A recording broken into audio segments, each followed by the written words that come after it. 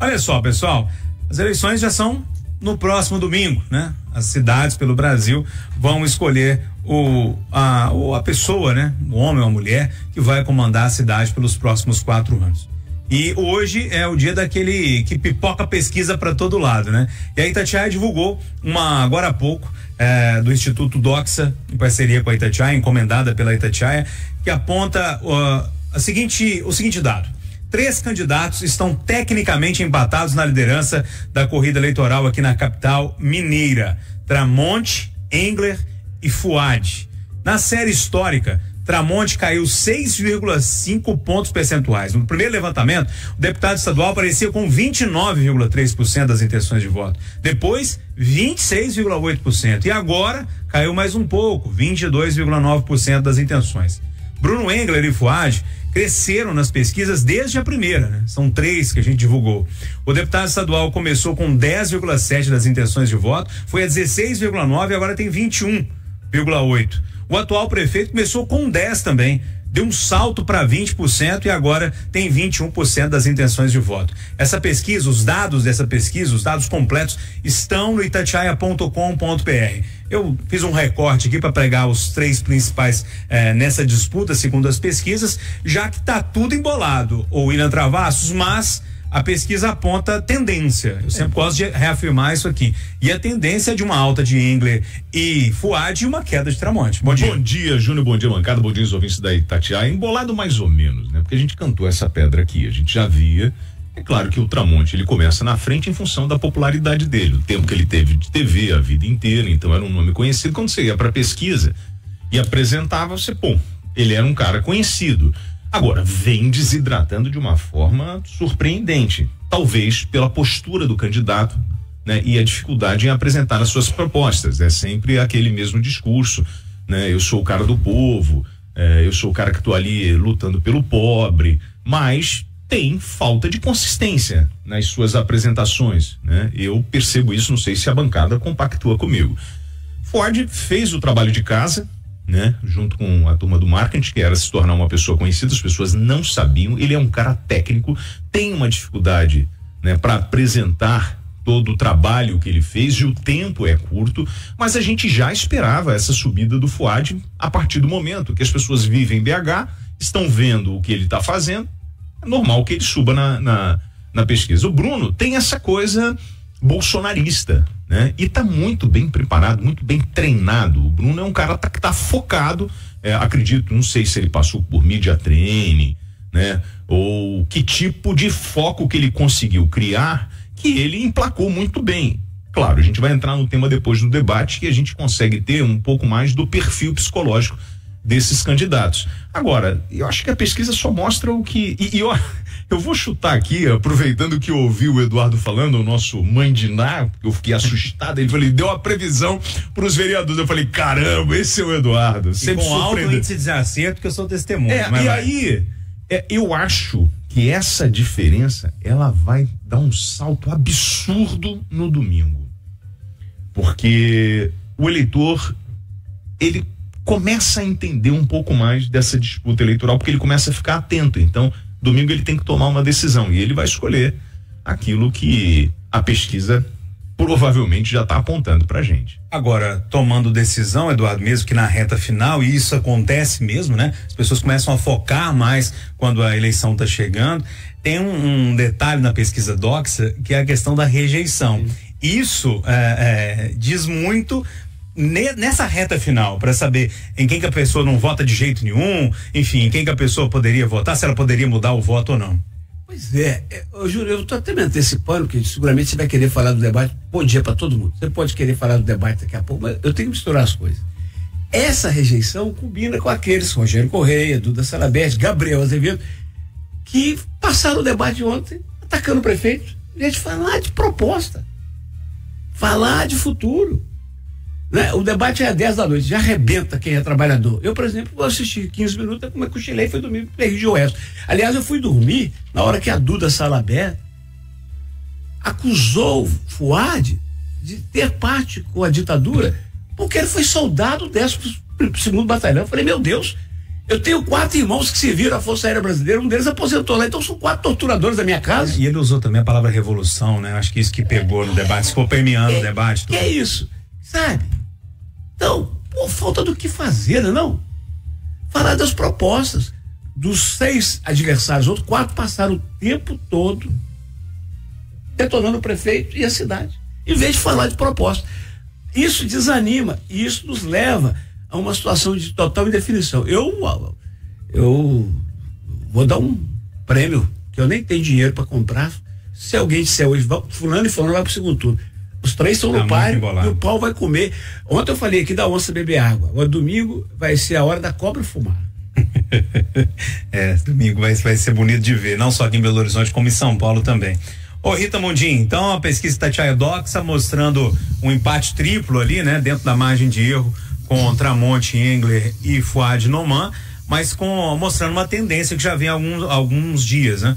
Uma queda de Tramonte e um crescimento de Fouad e Bruno Engler. Bom dia.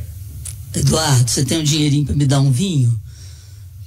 Hein, Eduardo? Como é que é, Rita? Um vinhozinho, você compra um vinho, a gente toma junto? Bora, topo. Ela tá querendo ganhar um vinho de você na aposta. Não, pelo que ele tá falando aí, eu vou dizer agora o que eu tô achando pela tendência. E eu venho desde o início. O que a gente via crescer mesmo era Fouad e Engler. O Fouad representando a continuidade e sendo conhecido pelo que realizou durante esse curto espaço em que esteve à frente da prefeitura e pedindo para continuar, para fazer aquilo que ele estava fazendo. Eu sempre falei aqui que o Fouad é um excelente técnico. Então ele foi em problemas estruturais de Belo Horizonte. Ele foi no ônibus, ele foi na questão da moradia, do retrofit, da recuperação de áreas, ele foi nas enchentes, mas enfim. E aquilo que é novo, o mais forte que apresentou o novo, não foi o Tramonte, foi o Bruno Engler. O Gabriel Azevedo conhece muito, mas o Gabriel Azevedo também não era o novo, porque ele era presidente da Câmara. Então, de certa forma, ele está envolvido e comprometido com o que foi feito até aqui. Então, o Bruno Engler disparou, o Fouad disparou, o Tramonte parou onde estava e começou a cair. Então, eu vou te dizer que eu acho que o segundo turno será de Engler e Fouad, e me dá meu vinho depois, tá? Não, mas eu acho não vale, tá? Tem que cravar. Eu acho tô cravando. Como é que você quer que eu fale? Será? Afirmativa. Será? Bruno Engler e Fouad Noman estarão no segundo turno. Vai ser um Zapata Cateira, que é 3 chiques lá. Nem sei falar direito. Valeu, Dudu. Aqui, ô Marcelo, dentro dessa equação toda, a gente tá falando da rejeição agora há pouco, a Doxa mostra também a questão do voto útil, que eu acho que pode mudar muito nessa reta final. Olha só que interessante os dados. Manteria o voto mesmo que o candidato não tenha chance de ir para o segundo turno. São 69%. Então, quase 70% não muda de jeito nenhum. É o candidato independentemente de qualquer coisa. Mas tem um movimento de voto útil aí. 14% diz que pode ser que mude, e mudaria o voto com certeza por causa do candidato dele não ter ido bem nas pesquisas, 17%. Esses 31% aqui podem mudar o jogo na reta final. Bom dia. Bom dia, Júnior. Bom dia, amigos do Conversa. Bom dia a todos os ouvintes. Sem dúvida, né? Ainda mais uma eleição tão apertada e tão imprevisível, né, gente? Eu, Rita, Eduardo, eu não tenho a menor condição de entrar em aposta nesse caso, viu? Porque é assim, a gente não tem como saber, né? Tá 22, 21, 21. Qualquer coisa que acontecer de hoje para amanhã, às vezes uma agenda num bairro pode fazer diferença, o apoio de algum vereador pode fazer diferença, uma fala em um debate pode fazer diferença, né? A gente fala do voto útil, talvez um deslize de um candidato, né? O Fouad chamou o golpe de 64 de revolução e acabou sendo muito atacado por isso, né? Pelos candidatos de esquerda. Às vezes um detalhezinho pode fazer a diferença. E aqui já antecipando o próximo tema, né? O último tema do debate, eu discordo totalmente do Eduardo sobre a questão das propostas. Gente, todos os temas de Belo Horizonte foram citados ontem. Edu, você foi dormir depois de 15 minutos e não viu o debate. Aí os candidatos apresentaram um tanto de propostas: aeroporto Carlos Prates, Pampulha, contrato de ônibus, metrô, segurança pública, saúde. Tudo isso foi falado. Todas as propostas foram faladas. E volto a dizer, as críticas à atual gestão é muito comum, é muito normal, porque eles estão disputando espaço político, gente. A gente não vai ver nunca um debate que todos os candidatos vão ficar elogiando o prefeito. né? Que é um concorrente. Então, nada fora do normal. E aí, né, o cara é soldado no 10º Batalhão, isso quer dizer que ele é um torturador? Não, eu acho que a Duda, nesse ponto, o que a Duda, né, assistindo o debate, pelo que eu percebi, a Duda tentou aproveitar um deslize do Fuad, né? O Fuad está se colocando como progressista, né? Tá pedindo voto da esquerda. E aí chama a ditadura militar de revolução, aí ele deslizou. E agora o que aconteceu? A Duda aproveitou essa fala dele para bater nele, para questionar, para falar que ele, né, atuou, né, que ele apoiou a ditadura, tudo aquilo. Você não acha isso irresponsabilidade? Desculpa. Vendo você falar aí, desculpa. Aí a gente tem que perguntar pra candidata que fala isso, cada um fala o que pensa no debate. E nos debates políticos, gente, os candidatos, eles aproveitam o deslize dos outros. É um erro, né? O Rogério o que o Marcelo tá falando. Você não vacinou. Você não vacinou. E o cara não falou que não vacinou. E ele admitiu, né? E aí o Rogério Correia já usou isso também. Isso é do jogo político. A gente não pode se assustar com isso, porque todo debate eleitoral é assim. O que o Marcelo falou, eu também percebi. A Duda se colocando como a candidata progressista e pedindo os votos que poderiam ir pro Fuad Noman em cima disso. Então ela falou, não, quem é a candidata progressista aqui sou eu. Então votem em mim. Então isso aí eu concordo, é jogo político mesmo. Agora, outra coisa que eu gostaria de pontuar aqui nessa reta final é que a vice do Tramonte, ela sumiu. A Luísa sumiu. Ao contrário da Coronel Cláudia, que virou peça-chave na fala do Engler, por causa da segurança.